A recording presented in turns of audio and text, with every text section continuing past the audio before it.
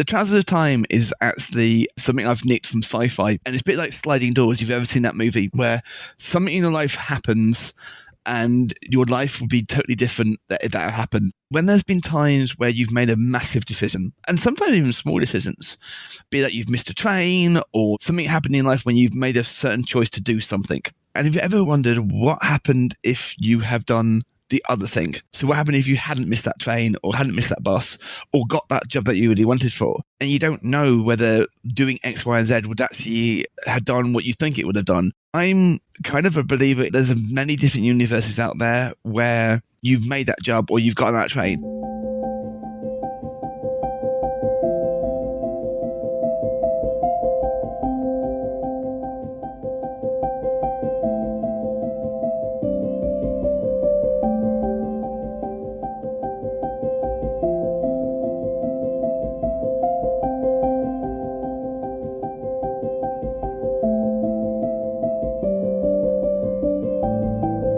Welcome to Eternal Paradigm, and this series focuses on that moment when everything changed.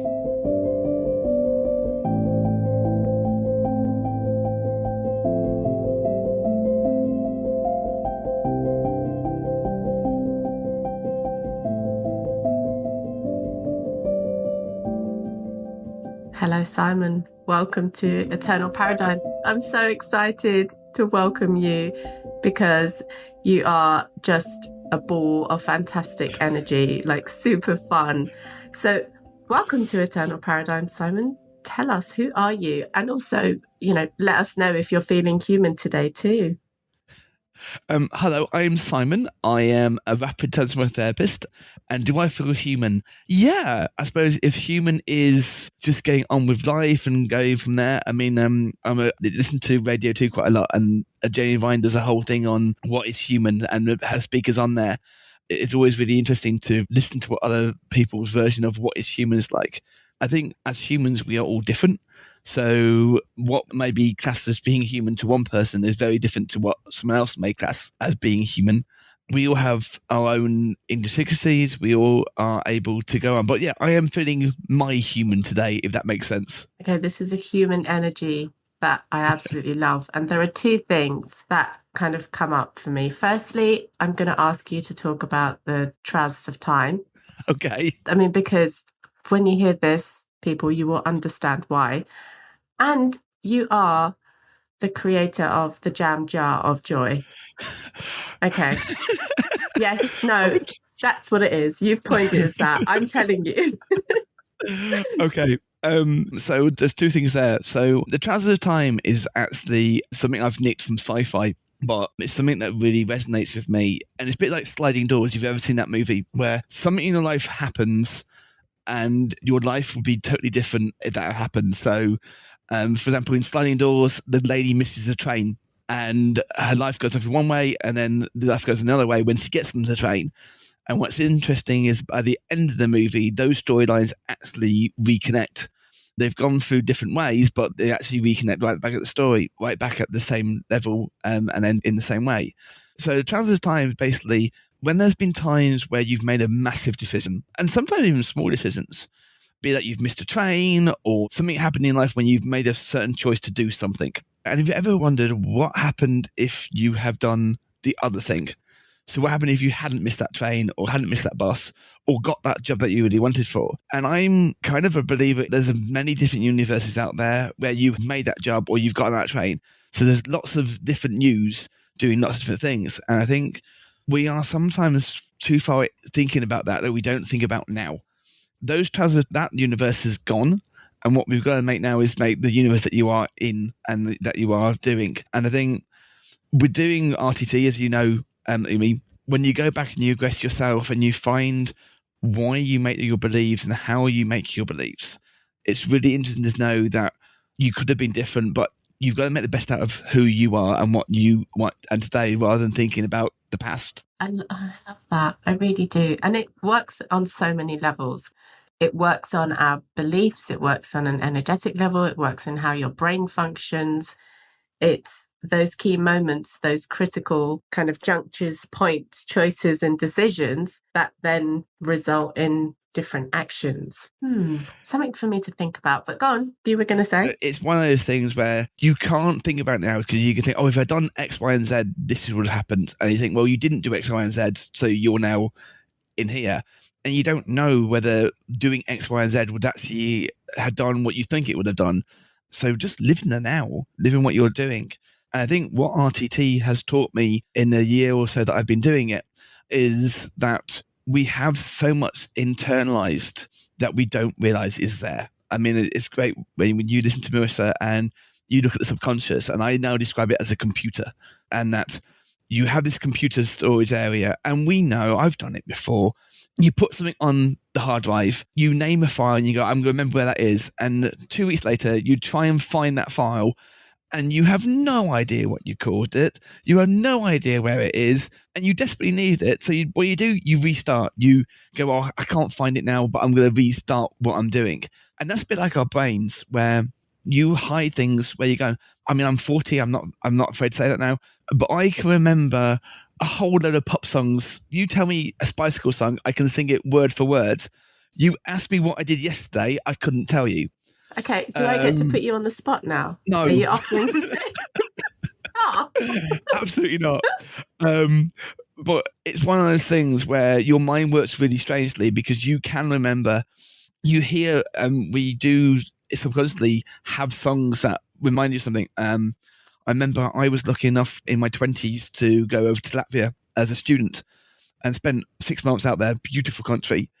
And I kept on hearing pop songs from the UK on the radio, and that took me back to certain events that happened in my life and that kind of thing, and just daydreaming. And I think that's the important thing with what we do and what I do is that hypnosis is always there. Whenever you daydream, I mean, I myself, I can lose myself in daydreams for a good 5-10 minutes and not realize that I'm doing it. And suddenly my wife will say, "Are you listening?" No, that's not my voice. I'm sorry. Are you listening? And I'm going, yeah, of course I am. And actually I am, because I can do word for word what she said, which she hates me doing. But it's one of those things where we are always trying to get into our subconscious, and using Rapid Transformational Therapy and what we do now really helps you achieve that. I'm really interested to know what happened. How did you get to this point where you were like, yeah, I want to be an RTT therapist? What happened? So as a lot of people, last year, obviously the COVID happened, and I work in the tourism industry for a well-known historical organisation, and I was put on furlough. So there was no work for me, and I had no idea what I was doing in my life. I knew at some point I would go back, but there was, from the March onwards, up until it turned out to be August, there was nothing. I was at home looking after the kids. I was doing homeschooling like your listeners probably did, and your good self. So I was homeschooling. We all know that Facebook listens to you, and the advert for RTT came up, and I was really interested in what it had to offer. I've always had some interest in the mind and how the mind works, and this seemed like a great opportunity to learn more about that. So that the opportunity came up. I was lucky enough that we managed to get the finance together, and thanks to people around me, we were able to do that. And then from that point onwards, it's just learning about what's out there. I didn't know about Marissa until a year and a half ago, but now I've listened to her, know her, and actually met the brilliant lady that she is. You can see where her points are coming from. I mean, I know there's lots of ideas out there, and hers aren't the only one, but the way she talks about how the mind works, the rules of the mind, and the 4 different things that people are in relationships, really has put really sort of talks to me about how my life has been. And then that, you know, when you're doing the training and you're actually partaking in being a client, you find out so much about you that you wouldn't have found out about. And that's an ongoing journey. I'm loving the journey that I'm having, because I'm continuing to do the training. I'm continuing to find people, talk to you to good self. I know us lot, when we did the Western training, we had a really fantastic group of 34, I think, of us who were all at various stages in the training, and we all got together. And what was amazing is that we were 44 strangers, and by the end of the meeting, that we've all formed amazing relationships because we're all looking at the same thing. So yeah, it's just a matter, again, it's just taking the opportunities. And transfer time, there is somewhere down the line that I didn't take the opportunity and I'm doing something completely different. Love it. Yeah, it's taking those opportunities, dropping them and going, what can I do and how can I feel about it? Which is open. And now I'm doing this, and it's a matter of, I know that it's helped me and I know it can help other people, and I want to just get it out there. I know I have a slightly different way of doing things to other people, but I think any therapist, yourself, Umi, anybody will have any way of doing it, because for me, therapy is very personal. It has also got that idea of, especially from that, it's very kind of down the line, it must be done this way. And we will get a picture of when you think of someone going to see therapy, they're on the chair going, and I was 7 and this happened. And actually, it's not. It's very much how a different person does it. So you go to one therapist, they'll do it very similar to another therapist. I try to have fun. I try to, when we're talking, when we're doing certain things with RTT, it's a matter of doing it so that the client is really working with you and working for you. The majority of therapy is the client doing the work, not yourself. I think that's very important. I would say it's usually 80-20, where we're helping them achieve what they want to achieve and going from there. And something I like about the RTT method is that you've seen before your clients where a client walks out and they go, I've got this now. I know this. I had clients back who couldn't sleep, and a few days later say, I've slept amazingly well. And it's like, well, we've got to it. And something I personally want to do is allow men to talk. Now, when we were at the course, there was 3 of us. There was 3 male therapists on the course, and doing RTT as well. I think I've met another 2 or 3 men who didn't. There's probably more out there. I'm not going to say it's limited, but there's probably more out there. And therapy is very much seen as a woman's thing. It's very much seen as that you girls love to talk. We know that. You go to the toilet together. You gang up on them. Stereotypes. But you do. You can't say you do. I do. Okay. I love a good natter.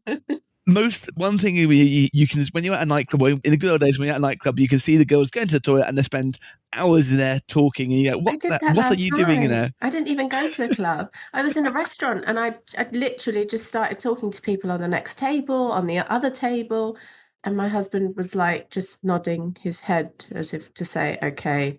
I think therapy is something that us blokes have got to realise now, that actually it's a useful technique. We don't talk. We tend to keep it in. Now, when we're a group of guys, you might start talking. You might start talking about football or something, and then you might find a time when you've got your best friend or someone you feel you can talk to. But we're not. Sometimes, therefore, we're not really good at giving advice, because ourselves, we think it's weakness. And something that I really want to do is work with men and go, it's not a weakness. You're able to get out of this. You're able to find out why these things are happening to you and why you feel like that. Admittedly, again, if you asked me 2 years, 3 years ago, I would have probably been like, oh no, don't want to talk. But now, realizing it, you need to talk. You cannot keep it inside yourself. It's not healthy for you. It's not healthy for your relationships. And it's just not healthy, full stop. Talking is great. And whether you talk to your mate down the pub or over Zoom nowadays, obviously, just get there and talk, and there are people out there who can help you, who have been in the situation.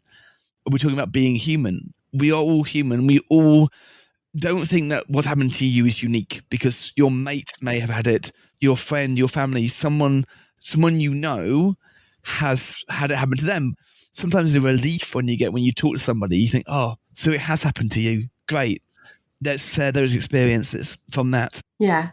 And that there's so much there. So I'm interested now, because you said, 3 years ago, you were that guy. There's nothing wrong. I don't want to talk. I'm not really, everything's fine. What happened? No, I know. It's kind of like, I can be very insular. And over my life, there have been times where I perhaps should have talked, and then things have gone one way or another, usually the other. Because I haven't talked, I haven't communicated what's happening in my head, and therefore it's just not working. And again, it's looking at yourself and going, what can I do to help myself? And the first thing you can do is talk and realize that you want to change. And I think that's the most important thing. is wanting to change and being able to go, right, how do I do this? What's out there for me in order to manufacture that change and go from there? So yeah, if I'd known 3 years ago about RTT, perhaps I would have talked and gone to somebody and gone, like, I really need to sort this out. And it's an ongoing process. RTT isn't a cure. It really helps. It really helps what you want. And as Marissa says, understanding in power and understanding hypnosis is a key power. So once we understand what the issue is, we can then work towards doing it. And we've all done it before. You go, oh, I don't know. It's always been that way. I'm not good. I can't change this. And actually, sometimes you've got to just take a hit and go, actually, I need to change. I need to change. I need to do this for me, for my family. Be selfish. You need to do it for yourself. I think a lot of us out there don't want to do it because we don't want to be seen as weakness. We don't want to be seen as, oh, he can't do it now. But ask questions. Again, I have been good in the past of saying yes to everything and then realizing too late that I can't say yes to everything because saying yes to everything just doesn't work. You have to say no. You have to say, no, can't do this. No, you can't do that. And have reasons behind it. If you say, or because I'm too busy at present, or I don't have the skills. And I think something I've done before is not tell people that I haven't got that skill level because I'm too scared that they'll look at me in a way that I think, well, that's silly then. What are you doing here? But life is a journey. You just got to find the right map. There we go. There we go. There we go. Okay. How do you find the right map? Well, again, sometimes it just happens, doesn't it? Sometimes, I mean, I've always been told that someone says, you're not lost, you just don't know where you are. And once you found out where you are, then you know you're not lost anymore. So it's finding you, and whether that's through going out and doing revolving sport or having better therapy or just having some new time where you do something that you love and enjoy. We all have hobbies, whether that be playing the computer games, doing football, knitting. The time that you spend doing you, the time that you spend with you enables you to grow. Thank you. I love the sun. It's just coming in. Yeah, I'm just going to close that window in a second. Hang on. Okay, no, it's fine. Go for it. I can see you still. So going on to the jam jars of joy. Yes. Is this something I've kind of nicked from the internet, but also something that sort of, before I knew it was on the internet, I came up with the idea, if that makes sense. So the jam jars of joy are, I eat a lot of jam and things that come in jars. Something that I need to stop doing, less of. So that'd be chocolate spread. It'll be anyway. And one day I was out in my outside and just saw these loads of jam jars that weren't doing anything. We try and do chutney and all that kind of thing every year. We failed this year, but so there's those jam jars outside. And when we talk about RTT and Marissa, we're talking about motivational and all that kind of thing. So I thought, would it be good to have a thing that you have these motivational species in that you open up every day and you read it out loud. So whether it be something that inspires you or something so I've got I Am Enough in there. I've got a few more as well, ranging from Adele to Nelson Mandela. I scoured the internet and found various quotes. And it's just something that enables you to realise, just give that bit of the morning when you get up and you're like, oh, do I have to get the kids to school? Do I have to go to work? And you just read this and go, actually, right, no, I can do this, and gives you a bit of oomph. And there's 21 of them in each, roughly 21 of them in each jam jar, because it takes 21 days for your mind to assimilate new information. And when we talk about RTT, and the most important part of RTT is the transformation audio at the end of it, which is usually between 15 and 20 minutes long, and you have to listen to it for 21 days in order for that information to come into you. So my process was 21 quotes, 21 days. You listen to the recording before you go to bed, and the next morning you open up another quote. Me and my son have been doing it every morning now. When we have breakfast, we open up one and do it just before breakfast. So we then have a fairly adult conversation for an 8-year-old on what the quote means and all that kind of thing. So I think yesterday was, see what you look at, not what you see, something like that anyway. And it was like one of the things where sometimes we look at something and we don't see what we're looking at. Oh, yes, of course. Yeah, very, very deep. Yeah. So it was, I'm not sure who quoted it was, but it's just one of those things. And I think for me, it's just finding ways of getting that message out there that some people think motivational quotes are a waste of time, but you actually think, well, in the context that you need to look at in much deeper content and go, right, what does that actually mean to me? Link it to what yourself is. So link it to where we're going and what you're doing. and whether that's going to work and looking at, you may go to work yesterday and gone, you're looking at a report, but not seeing what actually you were written, because you look at sometimes, like myself, I look at something and then when I actually talk about it, I'm not seeing what's actually there. So maybe it might be a spelling error or grammar or something like that lines. And then my wife would look at it and go, hang on, you've missed something, or you missed that, or you missed this. So again, it's getting up many eyes on, we all see things slightly different. The world would be so boring if we saw everything the same. And I know that causes conflict sometimes, but that's part of, again, going back to that's part of being human, as we all have different religions, different concepts, different beliefs, different understandings. And that's just brilliant, because it would make the world so boring if we all had the same belief. If we all went out, it just wouldn't make the world go round. Having different beliefs enables us to have that conversation, to have that ability to go, right, how can we make things better? And yeah, okay, if your boss is telling you to do one thing, but if you can then go, well, hang on, I can do it this way or that way. There's a million stories of employees sort of standing up to their bosses and going, actually, we can do X, Y, and Z, and the bosses do it, and they find it's brilliant, but because they hadn't listened to them before. And again, that sometimes happens at work, where you feel undervalued because no one's listening to you, or in life in general, no one's listening to you. What's the point? Well, the point is, if you need to get your voice out there and go, right, this is what I'm doing, this is what I'm saying, please listen to me, because I have a valid argument. That's so interesting, because while you're talking about all the different beliefs, the different understandings, I kind of equate that to some extent to the trousers of time, because they are all kind of different, they're different dimensions of the same experience. Yeah. I've just finished watching on Amazon, it's called The Man in the High Castle. I haven't seen that, but yeah. It's a whole series on if the Nazis have won World War II. I think it's based on a book. So again, quite interesting to see that concept. But again, throughout the whole thing, there are people who are fighting against them, and by the end of it, it all turns back to them winning against the Nazis. So it's a concept that's out there, and it's a concept that I've said it's not my own, but it's something I've certainly have taken to heart. I think I found it from Terry Pratchett. I'm pretty sure there's a line in Terry Pratchett that talks about the Trousers of Time. I'm a big Pratchett fan. His brilliant Disciple series. If you're not read them, read them. But I think that's where the concept in my head has come from, is the Trousers of Time in Terry Pratchett, where there's different universes and they fall down different universes. And I think it's not necessarily having different universes, it's just necessarily that they're out there. It's necessarily you thinking, what would have I done in this situation and how that would have changed my life. So there may be parallel universes out there. I'm not knocking it on the head, but it's more of you thinking what would have happened. And we have got to stop thinking about what would have happened and what has happened, because you are living this life, and this life is important to you. We only have one that we know of. Obviously, there's past lives and reincarnation, all that kind of thing, but we only have one life that we're living now. So make the most of that. Make the most of today. Make the most of, forget about yesterday, because yesterday's gone, and make the most of today, because today will make tomorrow. I'm very good at talking about these things, but it's also, I've got to do that as well. I've got to be much more going, like, make it with today, because I sit down and watch TV for hours and go, I've just wasted 2 hours watching a program about what would happen if we lost World War II. But then sometimes you need that. Sometimes you need that life out of there and going, right, go for it. But then use that experience that you go from and go, right, how can I do this? And I think that's something that I really want to help people with RTT now, is I've opened that floodgate to myself and gone, right, this is why I do X, Y, and Z. This is why I feel I can't do that.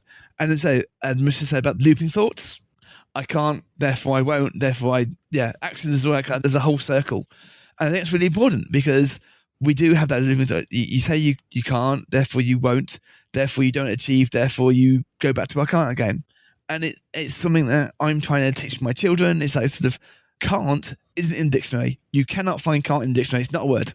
It's something that us as humans have put there and gone, well, we can't do that, therefore we won't do that, therefore it's out of our league. Change can't to can. We can do that. This is how we do it. This is how we achieve it. So I think we all can get better. We all can achieve. We all can. If someone says they're perfect, they're not. No one is perfect. And more importantly, if someone looks perfect, we've all done it. We've looked at Cyril or Charlene or whatever her name is and go, oh, her life is perfect. And we see it. You see it on Facebook. People put all the good stuff on Facebook or Twitter or Instagram. They're living their best life, as it said.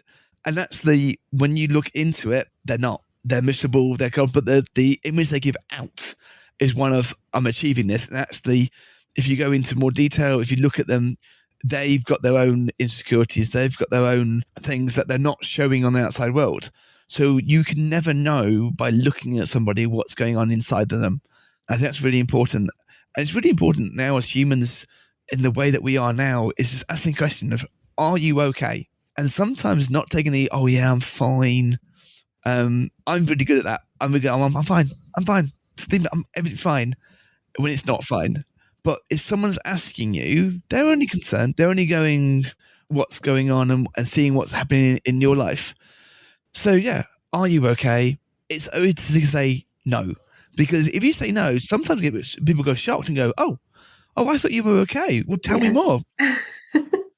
Yes. How can I help? And then you can't complain no one's asking. You can't complain that no one's asking because people are asking you and you're just telling them. And there may be a reason why you're doing that. There may be a reason that you've been hurt in the past and that you've opened up and you've gone, yep, I'm not okay, and no one helped you. And you think, what's the point in doing that? There's so much stuff, Simon. While you're talking, I'm like, oh, yes, I get that. Yes, I know that. So I have a very good friend who, if anyone says that they're fine, she says, that's one F word you just don't want to use, right? Yeah. And it's like, okay, yeah. But I wanted to ask you, obviously the whole focus of this series is the moment that everything changed. Yes. And you've talked about all of the choices, the decisions that we make, that we don't make, that take us into different spaces. What was that moment for you? I think my life changed dramatically when I met my other half. So I was 28 and I will admit I hadn't had many relationships. I was really thinking that I was going to turn into the man with the cat. And then I was lucky enough that one of my friends put me on a dating site and the process started. I met my gorgeous, lovely wifey, and I think she's always seen me as a project, by the wrong word. But she has changed my life dramatically because of what she brought to it. So she brought the love that I needed. She has no way of telling me I've done something wrong and trying to improve and go, right, you could do it this way, you could do it that way. And we still sometimes there's things that we believe we do differently. And I think that's great in a relationship. I think it's great. If your relationship is you'll do all the same, then it's kind of boring. If you've got that thing to bounce off and go, we'll do it this way, we'll do it that way. So I think for me, it changed when I turned that big 3-0. And now I've had 10 years come December of married to this beautiful lady where we've got married, we've had kids, I've had jobs, lost jobs, but she's been there to support me. And through RTT, she was the one going, let's do this. I can see you're passionate about this. Let's do this. And she's behind the Jam Jars of Joy. So we spent 2-3 hours together on the manufacturing, doing the Jam Jars of Joy and going from there. So we're doing it as a couple. And again, it's just finding where that comes from. So I think she had been a major part of the change in me. But it was also sort of self-change as well, because it's sort of, you've got kids, and when your first kid arrives, your life changes and everything's fine. And then no one tells you that having two really changes your life. When you had the second one, we were lucky enough to have two, but we had a big gap in between. Not necessarily what we wanted, but that's what life threw at us. And it was just having Esme come in, my daughter come into our lives. She has thrown another change into it. So I've had a change when I had my son, and I had a change when I had my daughter. So it's a matter of you have to change sometimes. But yeah, no, I think just talking about changes, things will happen and your life will change. And it's how you then cope with that change and cope with what's going on with your life. Changes are fun. Changes are something where, yeah, you can have changed the bad, but if you make that change and you go, I can make this as positive, I can make this into something amazing, then, as we say, positive things make positive actions. So if you do something positive, you get a positive action for it. If you do something negative, you get negative actions between it. So again, it's one of the things of for me, just enabling yourself to go, I can do this. I'm able to get it from. And there'll be times in your life when you think about, oh, well, I could have done that better. Yeah. You can always do better. You can always achieve greater. But be happy with what you are doing. If you're not happy with where you are now, make it happen. Make it so that you are happy and go from there. And then that can be difficult sometimes. I know myself, there's been times where I've been in places where I wish I had now asked for that help or gone, because you just go in yourself and in yourself. So again, as I say to some clients, they've made the best choice. They have come and contacted me and asked me for help. That is the most amazing thing that you can do, is asking for that help, because you know you need it. Therefore, you've made that help. Now, whether you want to continue that help is not a matter, but you've made that first action. Absolutely. So where can people contact you? So my website is www.hypnotic-change.co.uk. Email address is simon@hypnoticchange.co.uk. So hypnotic-change.co.uk. I am on Instagram at Simon_Cook. At hypnotic_change. And Instagram and Facebook is just hypnotic change. So it's all on there. Yeah, message me, talk to me. I'm really happy to talk to people, just like this, in terms of what I can do, but also about life in general. I think talking is really important, and just getting your life out there and going, right, where I am now, where do I want to go and how do I get there? If anybody's listening to this and they're lost, get a piece of paper now, write down where you are, write down where you got to, draw a line between where you are and where you want to get to, and maybe just on that line, start putting how you achieve that. So maybe it's getting a new job. So you're in the job you don't like at present, you want to get a new job. How do we get it? Well, you start looking, write that CV, do phone calls, talk to people and get there. Whether it's find the love of your life. Okay, why do you feel, how did you find that person? What areas do you, I mean, some people find their love life down the pub, some that might on the internet. You hear of really strange stories of people just bumping into one another and love at first sight and all that kind of thing. So put yourself in situations where you are going to achieve what you want to. If you don't put yourself in those points, you're not going to achieve it. So piece of paper, where you are now, where you want to go, and then write down what you want to get on with, how you think you can achieve that. And then talk to somebody. Talk to your mum, dad, brother, sister, great aunt Ethel, and just see what they think. Now, but don't be demolished or diminished when they tell you that's rubbish. That's their opinion. Yes, agreed. That's their opinion. That's what they think. Great. So you've got their opinion. Right. How does their opinion differ to your opinion? And find a middle part. Don't necessarily go, I mean, I've done it before. Someone's told me something and I've gone, nah, that's rubbish. But when you look at it, you go, they might have a point. So look at it and go, right, that's a good point. That's good. And so your line may suddenly go from being straight to being wiggly-waggly. Yeah. But you will get, life has hills and it has troughs and valleys in it as well. So your line may not be straight. It may go up and down, but you will get there if you are driven to get there.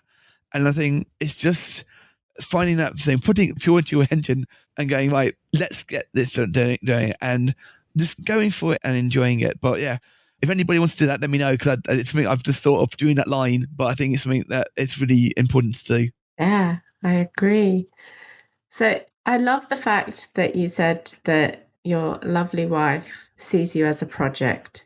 I mean, that is, seriously, she's a legend. She is a legend. Yeah, I would. You can listen to this podcast, it's fine. Yeah. No, I mean, by that, I mean, I think every spouse, when you see, you are attracted to somebody because you see something in them. And maybe project was the wrong word, but it's kind of seeing how we go together. But life is a project. You are a project. It's Project Umi or Project Simon or Project Fred. That's what we are. We are projects of, we are, again, being human. We are a project because you are putting stuff into it. And sometimes projects can be really great and sometimes projects can be awful. But life is like a group project sometimes. And we've all done group projects when you know that Catherine down the road, that you're going to be doing all the work, and then Catherine's going to come in at the last minute and take all the glory.